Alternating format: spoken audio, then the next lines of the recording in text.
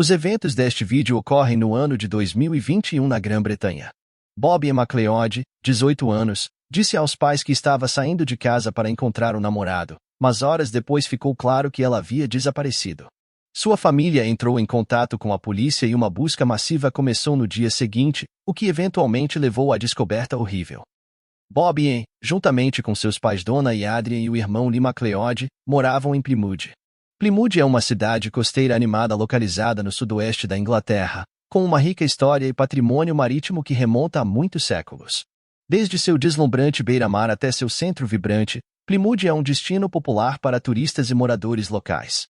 Em 20 de novembro de 2021, por volta das 17h45, Bobby saiu de sua casa em uma área chamada Leighton e foi para o ponto de ônibus mais próximo na Chepstow Road. Ao sair, ela disse ao pai que o amava e disse que estava indo para o centro, onde planejava encontrar o namorado e os amigos em comum. Bobby levou apenas alguns minutos para chegar ao ponto de ônibus, pois estava familiarizada com o caminho, tendo-o feito muitas vezes. Quando já havia passado 1h30 desde que Bobby saiu de casa, sua mãe Donna enviou uma mensagem perguntando se ela estava bem e se havia chegado onde planejava ir. Sem resposta, ela ficou preocupada. Donna tentou ligar para sua filha, mas Bobby também não atendia ao telefone, o que não era nada comum. Mais de 1 hora depois, o namorado de Bobby ligou para os pais dela e perguntou se a filha deles estava em casa. Ele estava preocupado porque Bobby não havia comparecido ao encontro, e todas as suas tentativas de contatá-la por telefone haviam sido mal-sucedidas. Depois de ligar para todos os amigos conhecidos de sua filha e perceber que ninguém sabia onde ela poderia estar, os pais de Bobby começaram a perceber que algo ruim poderia ter acontecido com ela. Eles imediatamente foram à polícia e relataram o desaparecimento dela. Já passava das 9 horas da noite. No dia seguinte, 21 de novembro, a polícia começou a busca na área, que também envolveu a família MacLeod e voluntários. Panfletos retratando Bobby foram distribuídos por toda a cidade. Seu desaparecimento foi noticiado nas redes sociais e na mídia popular. Seu irmão, Lee MacLeod, escreveu em sua página nas redes sociais: "Estou implorando a cada pessoa em Plymouth para me ajudar a procurar em todos os lugares, procurar tudo. Por favor, pessoal, se vocês ouvirem alguma coisa, me digam." Sabendo que Bobby deveria pegar um ônibus para o centro, a polícia logo descobriu que ela não havia embarcado em nenhum. No entanto, durante as entrevistas, os policiais souberam de um morador local que havia passado pelo ponto de ônibus na noite anterior e visto Bobby lá.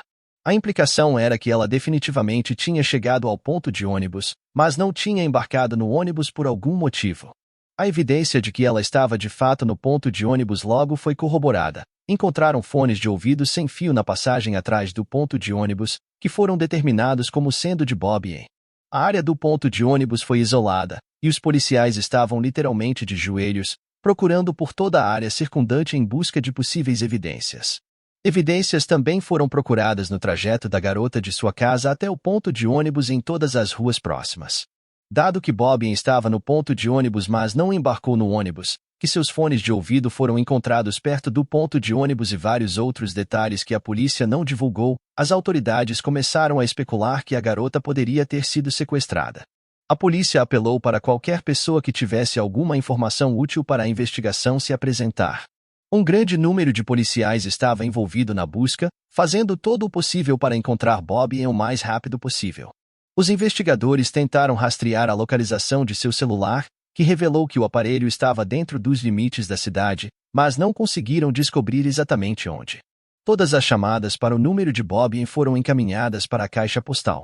No mesmo dia, o telefone da garota acabou nas mãos da polícia. Foi entregue à polícia pelo motorista do ônibus que estava na rota onde ficava o ponto de ônibus de onde Bobby desapareceu. Se sabe que um morador local foi ao mesmo ponto de ônibus às 7 horas da noite anterior e encontrou o telefone e um estojo de AirPods lá. Às 7h23 da noite, um ônibus chegou, e o homem entregou os itens que encontrou ao motorista do ônibus, presumindo que o dono os procuraria. Quando o motorista de ônibus viu no dia seguinte que Bobby estava desaparecida e foi vista pela última vez no ponto de ônibus, ele entrou em contato com a polícia e entregou o telefone e o estojo de AirPods. No dia seguinte, 22 de novembro, a polícia, a família e voluntários procuraram nos campos, matas e estradas ao redor da área onde Bobby morava, mas não encontraram pistas. Na noite seguinte, 23 de novembro, A polícia anunciou que o corpo de uma mulher havia sido encontrado na praia de Bovisan, cerca de 30 quilômetros do ponto de ônibus. Ele foi encontrado em uma área arborizada a cerca de 2 quilômetros da costa.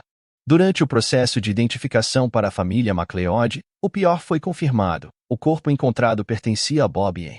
Sua morte foi um golpe duro para a família e amigos.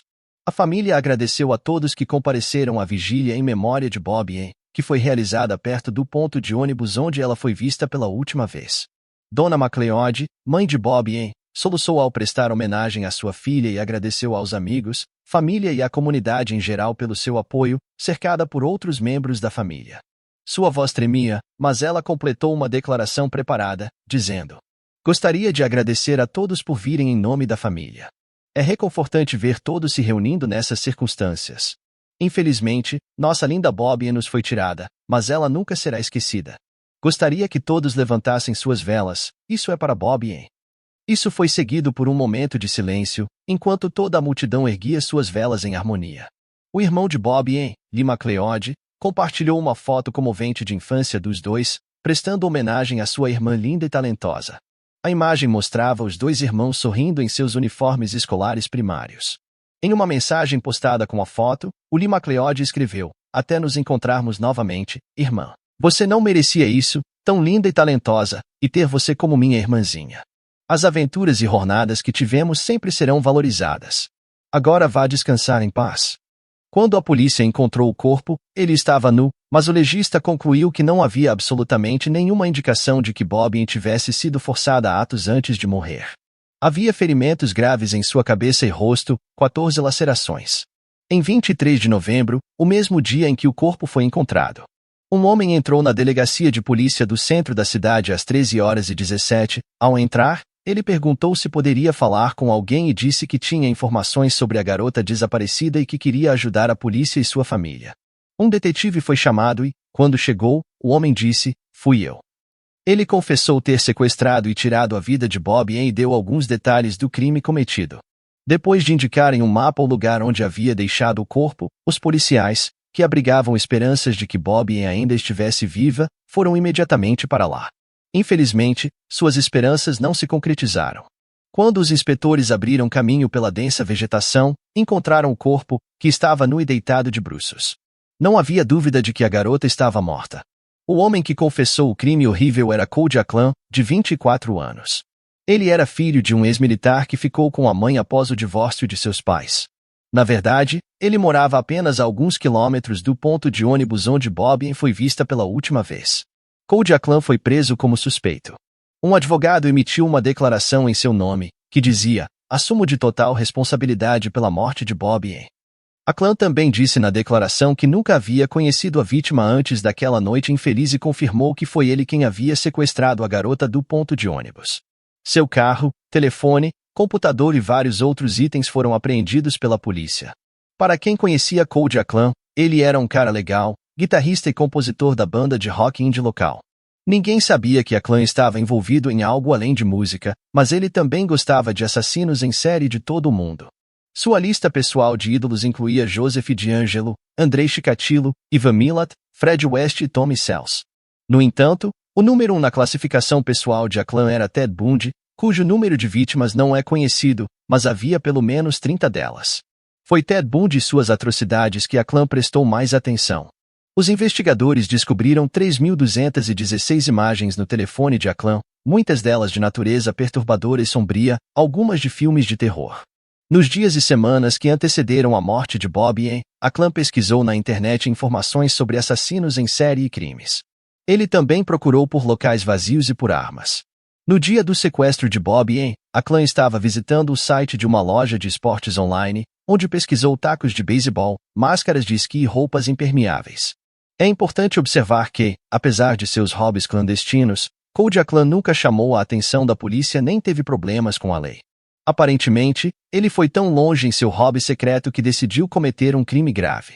Ficou claro que Bobby foi uma vítima acidental que, por uma coincidência maligna, acabou no caminho de Aclan, que naquela noite, como uma besta feroz, saiu em busca de uma presa. Os eventos daquela noite se desenrolaram da seguinte maneira: Bobby chegou ao ponto de ônibus por volta das 18h15. A clã, que estava dirigindo seu Ford Fiesta pela vizinhança, a avistou no ponto, como ele depois contou aos detetives. Bobbie se assemelhava à sua ex-namorada em aparência, mas essa semelhança, de acordo com o próprio Cody, não foi o gatilho emocional que o motivou a atacar. Ele simplesmente estava procurando por uma vítima e queria realizar seus planos há muito tempo.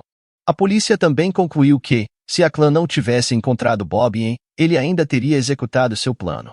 A vítima poderia ter sido qualquer pessoa, independentemente do gênero. Isso é o que a polícia acreditava. Assim, quando a clã viu Bobbie, estacionou seu carro na rua atrás do ponto de ônibus. Depois de observá-la por alguns minutos e se certificar de que não havia mais ninguém por perto, a clã pegou seu martelo, se aproximou silenciosamente de Bobbie e a atingiu 2 vezes na cabeça. Pensando que ela estava morta, a clã voltou para seu carro. Infelizmente, ao partir, viu que Bobbie estava viva e tentando se levantar. Então, ele voltou ao ponto de ônibus, moveu seu corpo semi-inconsciente para o carro e a levou 20 quilômetros de distância para o estacionamento de uma floresta famosa. Às 7h45 da noite, ele parou no estacionamento, que fica no meio de uma área arborizada. Ele queria deixar o corpo lá, mas descobriu que Bobbie ainda estava viva e consciente. Infelizmente, a clã não pensou 2 vezes. Ele não tentou obter ajuda ou levar Bobbie para o hospital. Em vez disso, ajudou-a a sair do carro. Bobbie disse a ele: "Estou com medo", ao que ele respondeu: "Eu também. Nunca fiz isso antes", e a atingiu 12 vezes na cabeça, tentando destruir evidências. A clã queimou a bolsa de Bobbie. Depois de golpeá-la várias vezes com o martelo, Cody Clã maravilhou-se com como a garota de 18 anos ainda conseguia fazer barulho, mais tarde dizendo à polícia: "Caramba, quero dizer, meus parabéns para você." Ele teve mais uma chance de tentar salvar a vida de Bobbie, mas novamente a clã não a aproveitou. Em vez disso, ele disse que pôs fim ao sofrimento da garota. Ele então carregou o corpo no porta-malas de seu carro e dirigiu até Bovisan, viajando quase 50 quilômetros.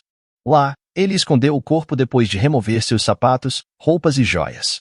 Por volta das 22 horas, a clã chegou em casa e foi dormir. No dia seguinte, ele dirigiu até Tamerton Foriot, ao norte de Plymouth, e jogou o martelo no rio Tamar e uma sacola contendo suas roupas manchadas de sangue e as roupas dela também. O martelo nunca foi recuperado apesar de uma busca policial minuciosa.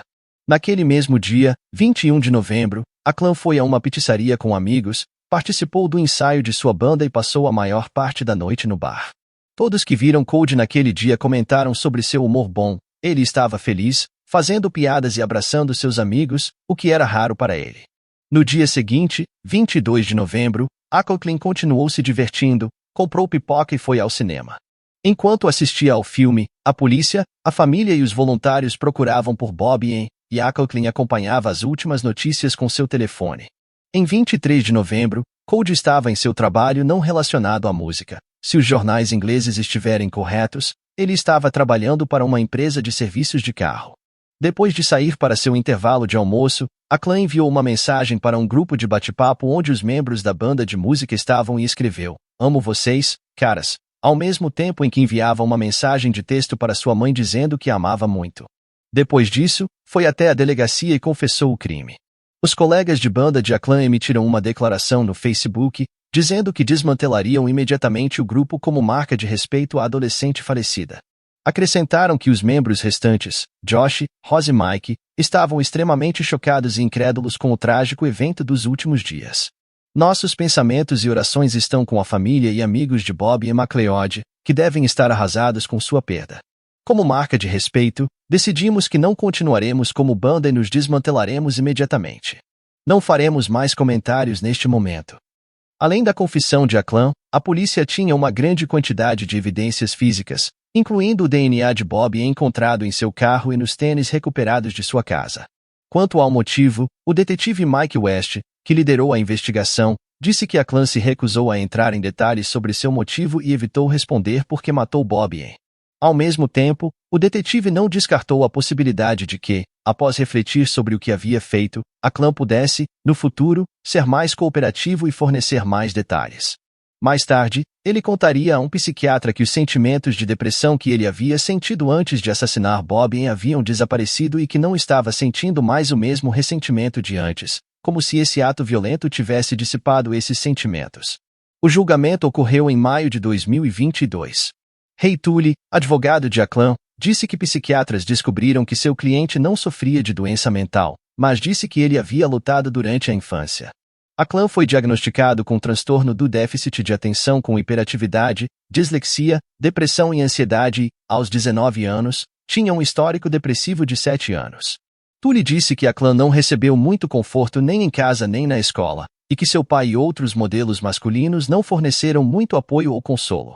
Na sentença, o juiz Robert Linford disse a Aclan que seu ato foi uma brutalidade determinada, afirmando que estava satisfeito a partir das evidências de que ele pretendia matar. Foi um sofrimento prolongado e terrível para essa pobre pessoa. Ela tinha toda a vida pela frente até ser brutalmente e selvagemente apagada por você. Você estava claramente planejando um assassinato e o cometeu. Cody Aclan, 24 anos, foi condenado à prisão perpétua. Ele passará 31 anos na prisão antes de ser elegível para pedir liberdade condicional.